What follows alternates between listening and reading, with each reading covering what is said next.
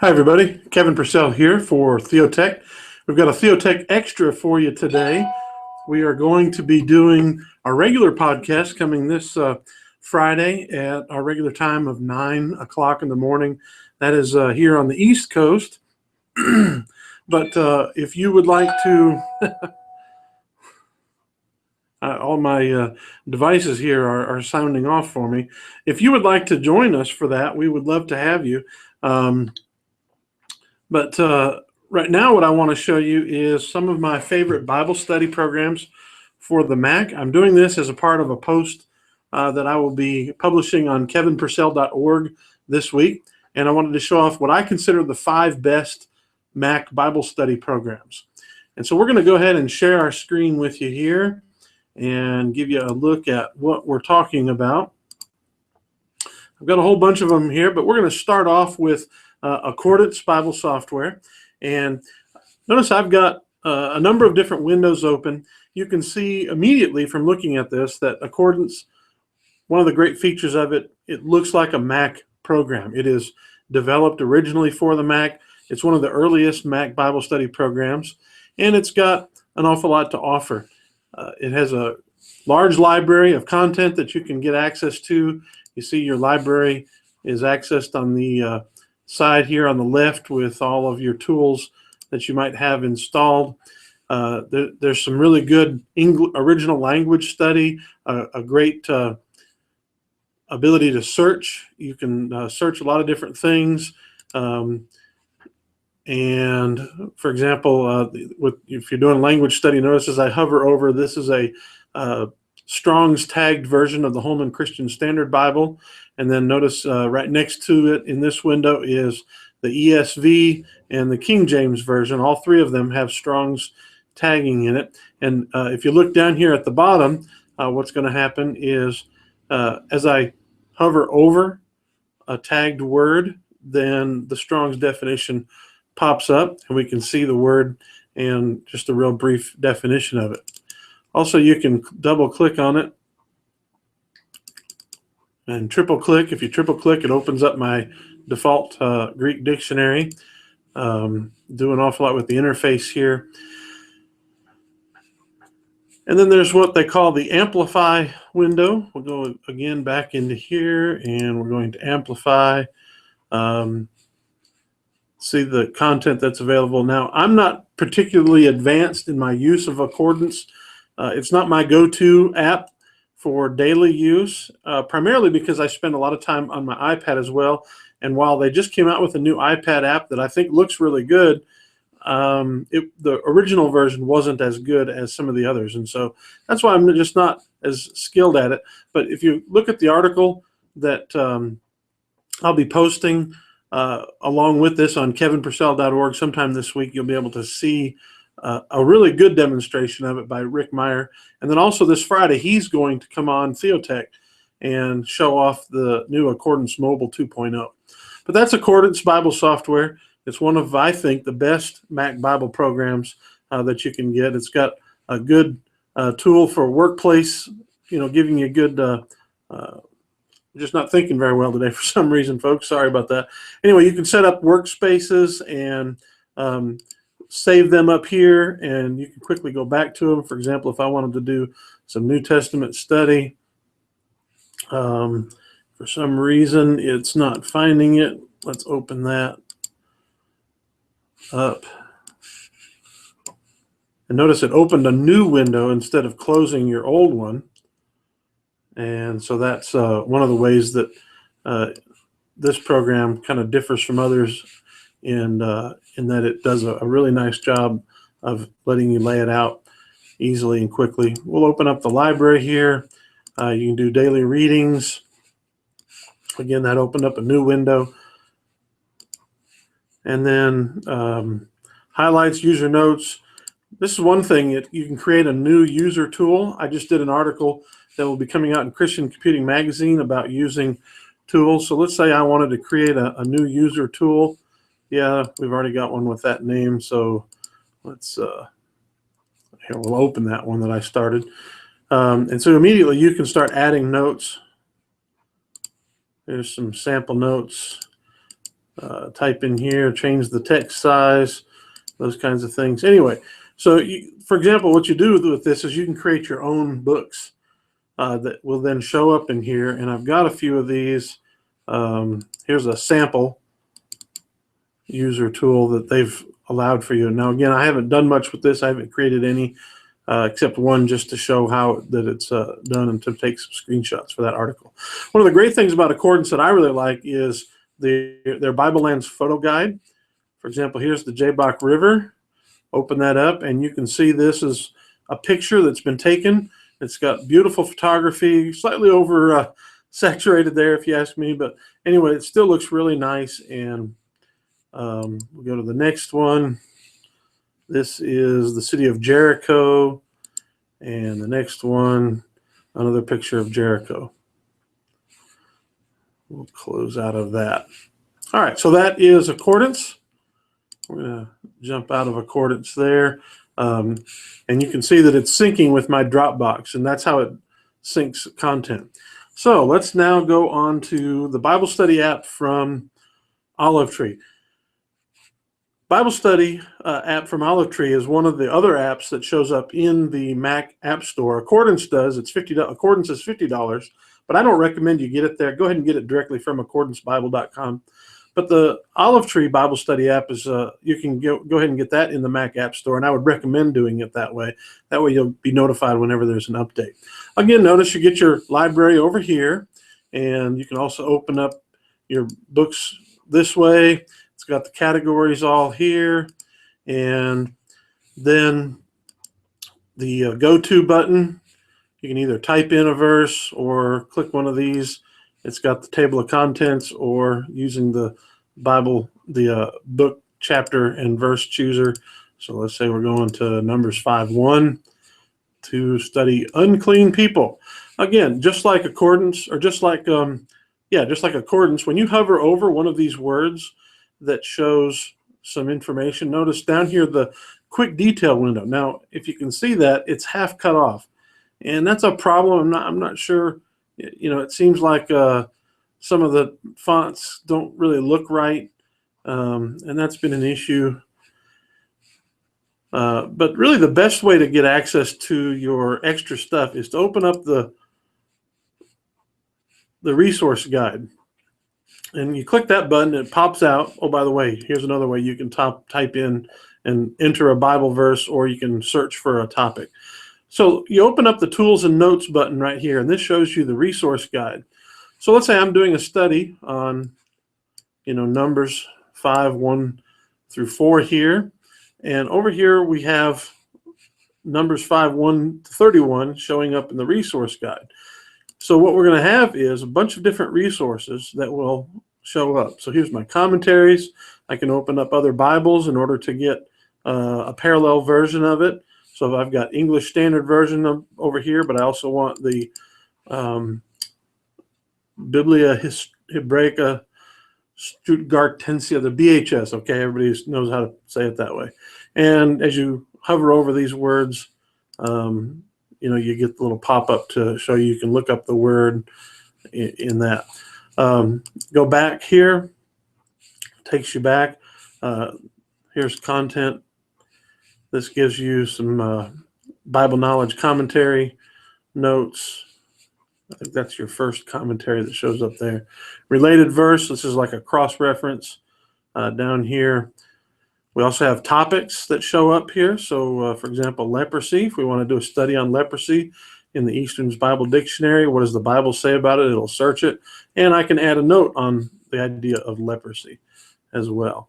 Now I've got some maps, so we can look at this map. Again, they also have some very beautiful maps available.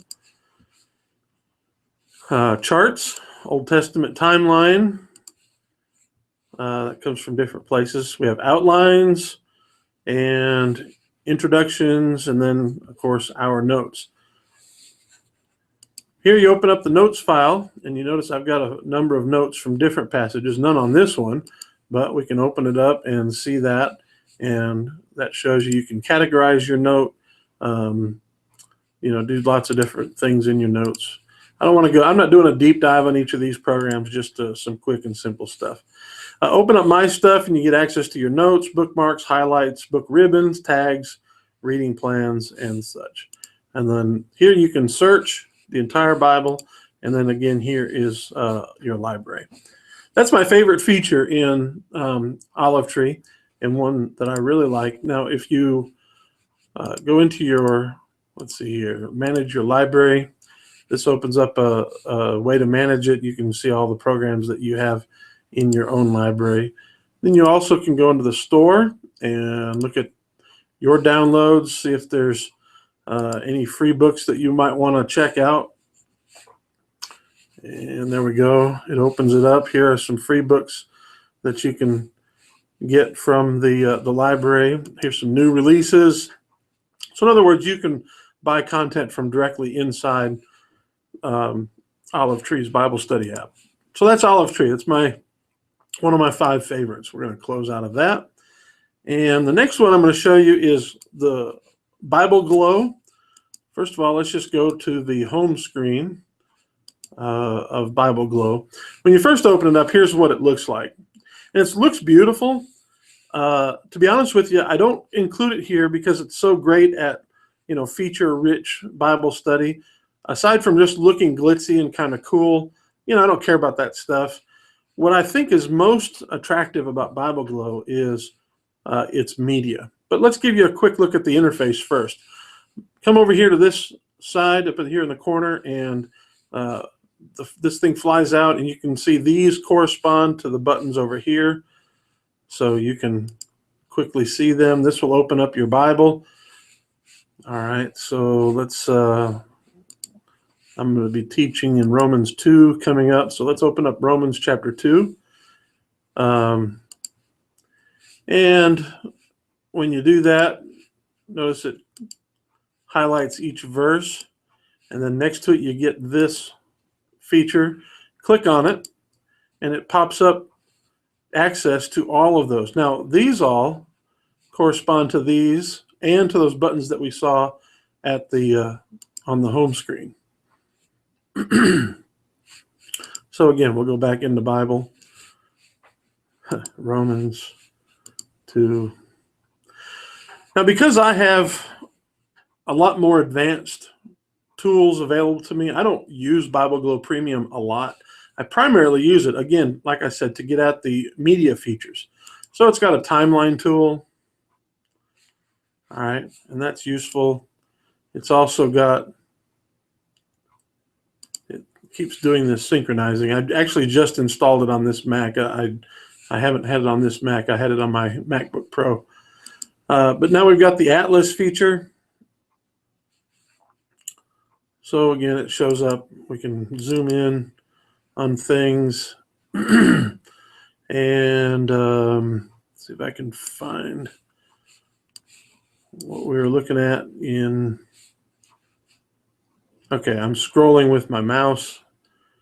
All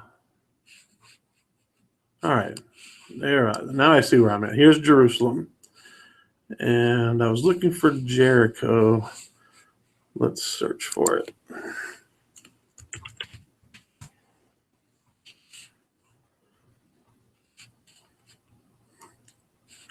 Maps.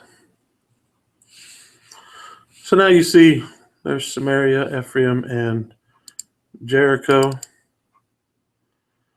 Gives you much closer. I think the maps on Bible Glow are really a lot better looking than the others. Now, we searched on Jericho. We find it. Here's some articles. And here are some photos. Here's a photo of modern day. The wall of Jericho.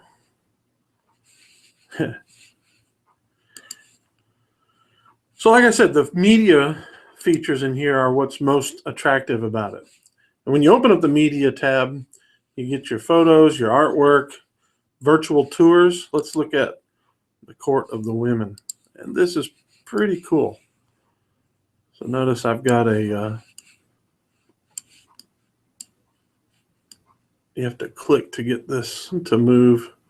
Here we are in the Court of Women in the temple. Let's exit through the eastern gate. Let's check out the area here, the west side. So again, this gives you a nice 3D representation of the temple.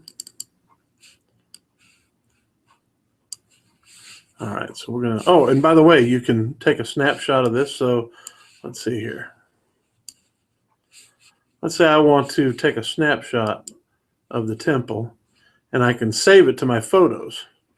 And that way I could later take this and import it into, say, a Keynote or PowerPoint, or save it for worship software like, Pro Presenter or something like that, and display this to show it off to my congregation as I preach on it. All right, so we're going to go back to the home, and I think that's pretty much most of what I wanted to show you. Again, there's a store. You can buy some stuff. There's not a whole lot in here right now, but that's Bible Glow. Again, it's not going to be the first thing that I would suggest that anyone buy, but it is a nice tool to have. So now we're looking here at Logos Bible software, or Logos, or Logos, however you want to say it. Lots of people say it different ways. And then when you open it up, if you have it set to do this by default, you're going to see this home screen when you first open it up. And the home screen gives you content from your library as well as from various Logos or Logos websites. I've found that most people, once they become a little more advanced in their usage of the program, that they often will turn this off. And that's actually what I did. But if you want to keep it on, that's fine. You can create prayer lists. You can have your daily Bible reading, which I'm a day behind on mine.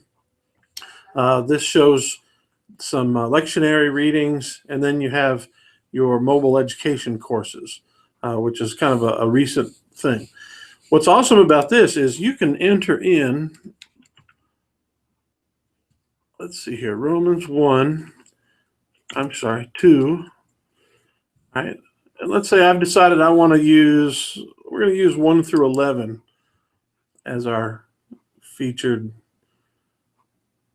study for this. And what's going to happen here now is Logos is going to open up your passage guide to Romans 2. It's also going to open up your exegetical guide and begin searching. And it's going to go and find it in your favorite Bible translations and open those up. And notice when you open it up, it's got this letter A on each one. These are link sets that you can link and keep them all synced with one another. So like if I am here in Romans chapter 1 and I want to go down and study, verse 7 here, notice that the ESV is going to also jump to that area. And then over here we've got the information window, which shows you information based on what's over here. Your text comparison takes, again, these top 5 translations and shows what they look like based on how they are different from one another. And if you want, you can set it to show the differences. And immediately it visually shows you how the ESV differs from your main translation, the Holman Christian Standard Bible. Then down here it shows it'll open up your favorite commentary. Now if you want, you can quickly add another commentary by clicking this plus button. And it opens up a library. So let's say we're going to open up the Bible background commentary as well. And there you have it. So that's, I think, one of the coolest features. It's actually the reason that I bought Logos many years ago was to get access to this. Now what I'm going to do is I'm going to close them all. And I'm going to show you the layouts feature over here. Notice I've got a bunch of saved layouts. Now here's one I named after me. And guess what? It moved it over to my other screen. So let me move it back. All right, so this is just one of the layouts that I have. I have the Bible Explorer window, which shows things from biblical events, biblical people, biblical places, etc. It's got my 3 favorite Bible translations, my Bible notes, and my highlighter over here. This toolbar is easily customizable. Notice I even put a link to the Logos Bible software user forums. All right, so we won't stay in that. Now, in my article that I'm writing to show why I like this, again, let's close all. I mentioned the guides. There's a number of them: a passage guide, exegetical guide, Bible word study guide, sermon starter guide, the topics guide. You can also create your own templates as well. I mentioned another thing called the copy Bible verses. All right, so let's open up a translation here. And let's say that I want to copy Acts chapter 2 or Romans chapter 2. My computer's running very slowly today. And I'm going to copy verses 1 through 11. Now, over here in the copy Bible verses, it automatically will populate the search box there and then also show the content. And I can just copy it, and that will copy it to the clipboard. Or I can copy and paste. So what that does here is I'm going to open up Microsoft Word for you. And what the copy and paste does is it takes this and sends it directly to the program that you have. So let's open up a new document. Put it on this half of the screen. I'm doing that thanks to a thing called Window Magnet. If you're a Mac user, go take a look at it. It makes using your Windows a lot easier. But let's put Logos on this half. All right. I've set it up to grab what I have selected in my translation and send it to Microsoft Word using my quotation style that I have set up in Word without any italics. So I'll hit copy and paste, and look what happens. See, it immediately puts it all the way over here. It adds the style that I have. Notice I have set up this style in my default Word template, and so it'll automatically put it over there. So it doesn't matter what I select, it's always going to copy that way. Now, if I want, I can choose a different style. So it's got a number of other ones. This is the one, I created this one. You can create new styles using this, or one verse per line. So let's copy and paste that over into Word. See, it changes how it does so. We're going to put it back to my preferred way of doing it. So that's one of my other features that I just really love about Logos Bible software. That makes it so simple. I preach from my notes on my iPad, opening up a Word document in the iPad Word app, and using that makes my Bible quotes so easy to see because they're nice and big, larger font with a bright red color. There's lots of features in Logos. I just don't have time to show you everything, but I do want to show you one of the things they have is a bunch of new data sets and a new feature called the Fact Book. And we'll open up the Fact Book, and notice it's open to Bethlehem of Judah. When you open up the Fact Book, it goes and searches your library for a whole bunch of stuff about that topic. Let's see, I can enter all kinds of things. Let's open up or find Abraham. See, notice it starts. It gives you a quick little idea of what it is. It'll even Abraham. Pronounce his name for you. It'll show some media, timeline events, dictionaries. He's referred to as, and it'll give you different names that are used to describe, or words. Show you the original language study, library search, community tags. Community tags are things that the Logos community has tagged related to it. Just lots of different things. So the Fact Book is an excellent tool, and for some people might be worth the upgrade price all by itself. So that's Logos. Again, I created this close all button after attending a Morris Proctor seminar. He's the one who showed me how to do that. Just real quick so you can see it, I've got my library, and I'm going to find, let's see, I want something by the book of John, by Lucado. I'm using his life lessons on the book of John. So see, I can copy that book over here to the top library, and that'll open that book up as well. You can copy, for example, if I want to copy the, where is it? Fact book. I could bring the fact book over here, and I can change the default look of that. For example, I can show the label. I can even make it look different. Let's say I wanted to make it look like a blue book instead. All right, so that's just one of the many, many features in Logos. I just don't have time to show them all to you. I could do an hour-long podcast, every day of the week for a year and probably still not exhaust it. Real quickly, let me show you a Pocket Bible by Leridian. This is one of the simpler of my 5 favorite apps. It's not available in the Mac App Store either. You'll need to get it directly from Leridian.com, Laridian.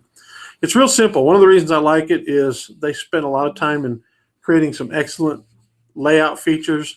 You have your study panel over here, which is similar to that resource guide in Olivetree's Bible study app.